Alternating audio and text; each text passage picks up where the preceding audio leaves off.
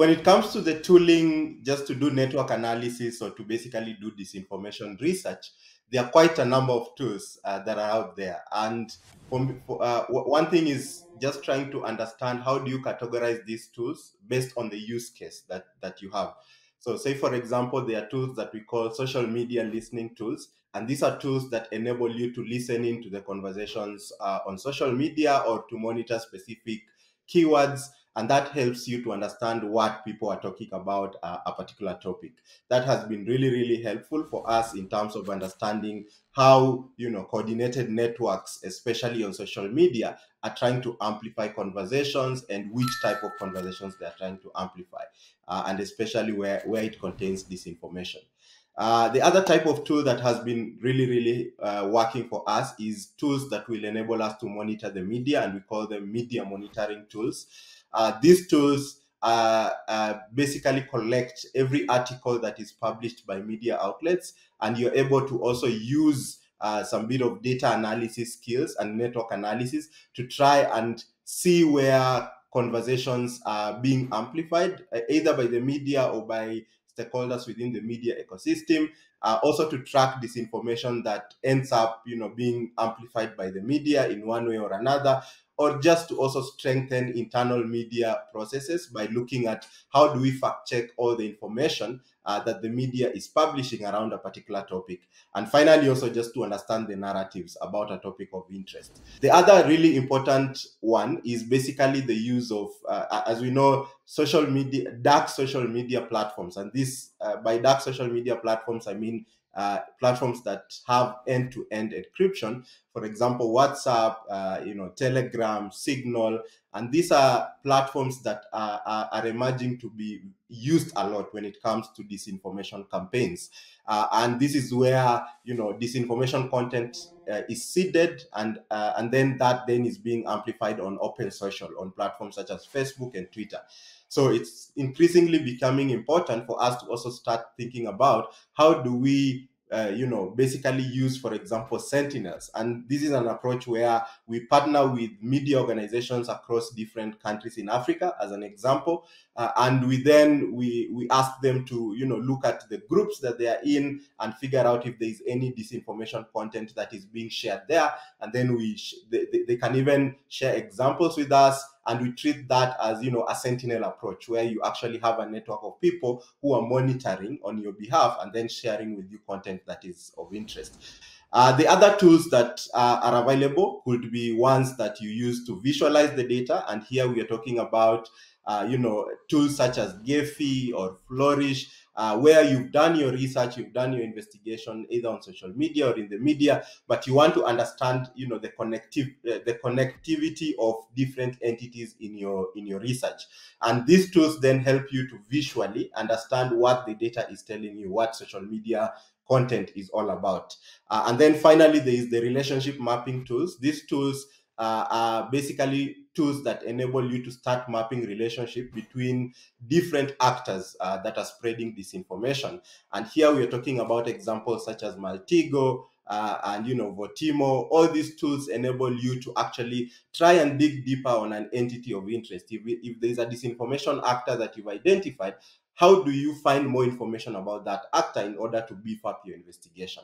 So those tools have been really, really helpful when it comes to disinformation, and especially network analysis. So we'll start with one tool that we use for media monitoring, and the tool that is on your screen is called Civic Signal. Media monitoring, as I mentioned, is where you get access to media data, and this is data that is being published, articles that are being published by the media every single day. And I'll use an example of if you are investigating, an election, if you're researching an election and disinformation around an election, and especially the ones that end up, being amplified by the media itself, this will be a very good resource for you, and also to understand just the key narratives that are being amplified and the key actors involved in those amplification. I'll use an example of an election that we recently did. So Zimbabwe just went into elections recently, and there were claims of a lot of disinformation that were being shared in relation to the Zimbabwean election. So what you can do with this tool is you can come and just type the words that you're interested in. So this in itself is just an approach that you use to access the information, right? And this type of approach enabled us to produce a really interesting analysis. And we were looking at, for example, how media in Central African Republic were presenting, the Russia partnership vis-a-vis other, foreign nations. And we could actually see that there were a certain media outlets that had a positive sentiment, others that had a negative sentiment, others that were neutral. And this just goes to show you, the motivations, especially in the media, of amplifying certain types of content, right? And one thing we realized in this investigation is that the one that had, an overt positive sentiment, called Njoni Sango, was actually being funded through there are reports that the organization were being funded through Wagner, and these media outlets were actually, being controlled, and the content being controlled by affiliates of Wagner Group. So that actually then gave us an idea of how media monitoring can be really helpful to actually understand sentiments in one way or another. So the tool itself does not do the sentiment analysis. So it gives you access to the articles. So what you can do is you can download all these articles and the data, and then using our data analyst, you are able to now rate the content. It was quite a manual process where you have to do tagging of the articles. Is this article, positive about this particular topic? Is it negative? Is it neutral? So we had to get our data analyst to do that, and then do now a sentiment analysis across the board for all the articles. The other types of tools that might be of interest is, for example, when you want to do social media monitoring. Here on the screen is an example of a tool called CrowdTangle. CrowdTangle gives you access to platforms such as Facebook and Instagram. It's no longer able to give you access to Twitter because of the API limitations.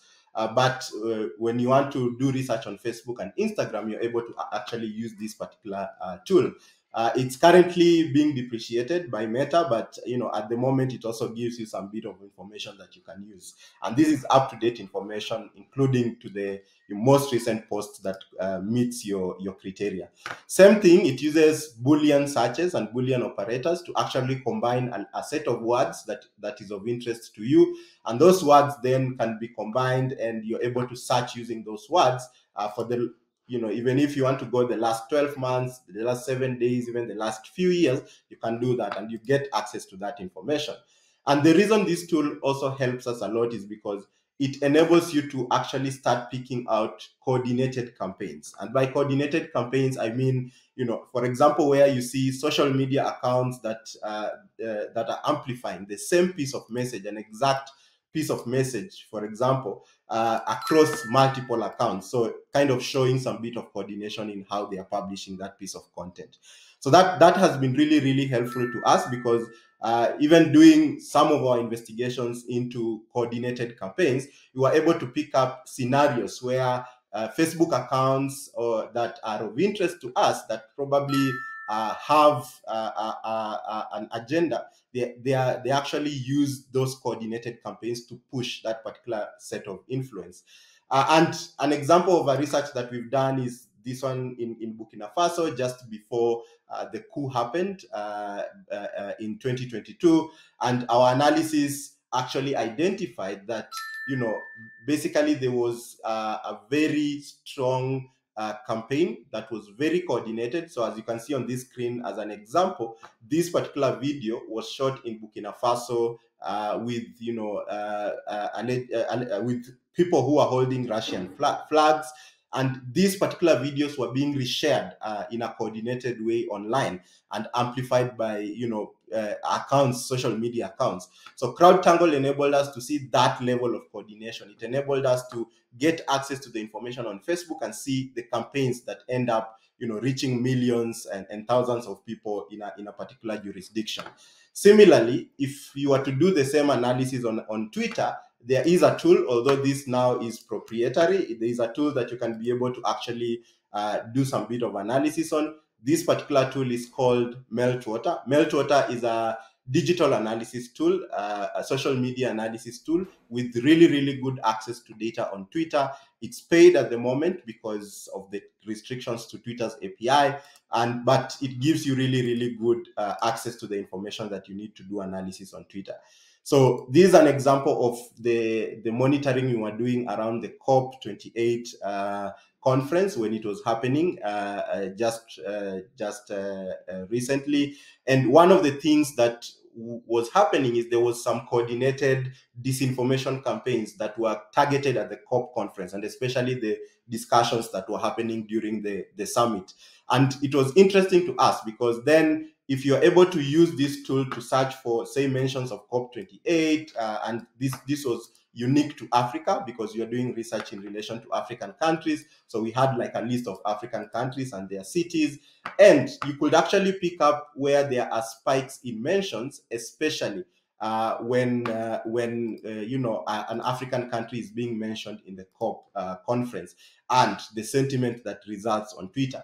This particular tool gives you access to, where are the conversations happening a lot, where are the sources of, where are the actors located. Like you can see here, like a lot of the conversations were from Kenya, Nigeria, Uganda, Tanzania, and just through some geotagging. It also shows you the sentiment.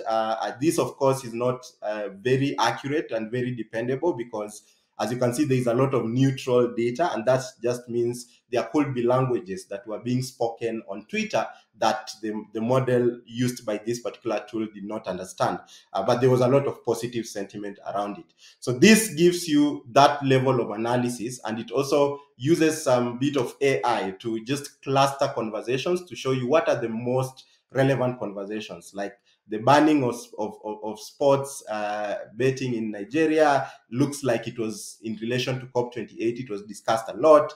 There is an agreement about facing fossil fuels at the COP, and that also is a really huge boost in terms of quick research that you can do in relation to this particular analysis. And an example of an investigation that we've done before. So this is an example of an election-focused analysis, and we actually found that during elections back in 2022 in Kenya, we noticed that there was a network of Twitter accounts that were being controlled, and they were actually being paid to amplify propaganda and disinformation through a technique that is called astroturfing. So that particular group was basically a group of Twitter that considered themselves to be premium, non-negotiable set of character assassins on Twitter, as you can see on your screen. And this group were hired by politicians to just amplify disinformation against an opponent or to amplify any type of content that will be of interest. So, and once we looked into this network using tools such as Gephi, and of course, Meltwater is where we did a lot of the searches and analysis, we were able to actually unearth the network, the real network, the people who are controlling the conversations and the people who are actually being paid in order to amplify those conversations. And that just goes to show you the power of how social media analysis tools such as CrowdTangle, Meltwater can enable you to see beyond just the content that is being shared as disinformation. It shows you the networks behind it, the key actors, the narratives they're trying to amplify, and that is kind of the wealth of what network analysis can do. Finally, there's a tool called Newsweep Spike, and this tool then is just important because it also gives you at a glance access to information across the social media platforms and the media. And here you can basically do the same searches. This is an example of us looking at discussions about the Russia-Ukraine war in Africa, and you are able to actually visualize and see that, okay, on Facebook, this is what is happening. On Instagram, this is what is happening. On YouTube, this is what is happening. And also in the media, this is what is happening. And that enables you to basically now visually see what's really going on. And this is real time, right? Every single post that meets your search criteria gets added to these particular widgets you see on the screen. And if you are to monitor, for example, if it's an election focused analysis, you would then be able to quickly pick up content that is of interest to you, and that informs your responsiveness, especially to disinformation where disinformation pops up. And this also is part of network analysis, because the analysis is looking at networks of not only accounts on one platform, but on different platforms, and how they are coordinating to actually amplify the information to reach a wider audience. So yeah, when I look into the future, the one thing I know for sure is that artificial intelligence, and especially generative AI, will be a really huge component, both from a monitoring perspective or analysis perspective. So how do you find these networks? But also we know it's a key driver for disinformation itself, like how people are using the power of AI and generative AI especially to actually create content that would end up deceiving millions and millions of people, and that is false content, and to evade detection at the end of the day. So one thing I'm trying to also, and many researchers who are looking at disinformation, we are trying to figure out is how do we harness the power of generative AI, so tools such as ChatGPT, image recognition platforms that can be developed in order to detect AI generated content. So that is where we are heading, and I think it's an interesting conversation for many of us to start to have, because I'll give a quick example of an investigation we just recently did. And we were looking at specifically the Sahelian region and extremist messaging in the Sahelian region, and how that is influencing global politics. And one thing we realized is that even the bad actors, like extremist groups or foreign influence apparatus and assets, what they are doing is they are, for example, using ChatGPT to create unique content in order to actually amplify the disinformation that they are looking to amplify.